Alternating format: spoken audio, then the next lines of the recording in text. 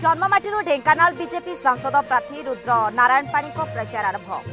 Dhenkanal Lok Sabha BJP प्रार्थी रुद्र नारायण पाणी निज जन्ममाटी परजंगर कुंदनदेईपुर गांव निर्वाचन प्रचार अभियान आरंभ कर कुंदनदेईपुर गांव स्थित बाबा कुंडेश्वर मंदिर में पूजा अर्चना कर हजार हजार बीजेपी कर्मी उपस्थित विशाल रैली में रोड पंचायतर समस्त गाँवगुड़ी बुली प्रचार करते। रुद्र सहित थे परजंग विधानसभा बीजेपी प्रार्थी विभूति भूषण प्रधान।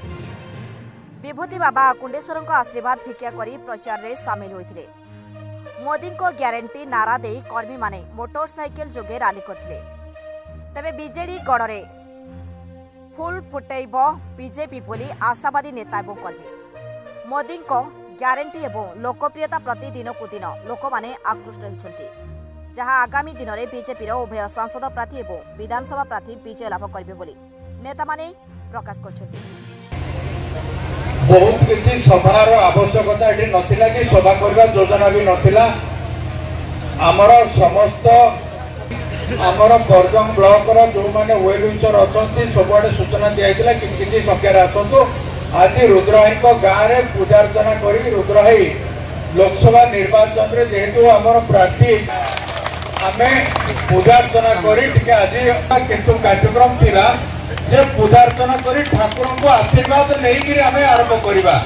काने आसिक कहले संक्षेप अर्थ है ओडिशा राजनीति रे भारत वर्षर पार्लियामेंट राज्यसभा दीर्घ समय विभिन्न प्रसंग पारंती ए कथा ओडिशार जनमानस अच्छी।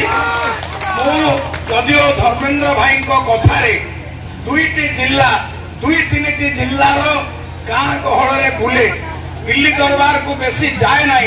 एपरिक भुवनेश्वर विभूति भाई गाँ गहल बुली सबु समस्या जानी प्रार्थी रुद्रनारायण पाणी। ढेंकानाल कामाख्यानगर बिंदुसागर पात्र रिपोर्ट न्यूज 13 ओडिया।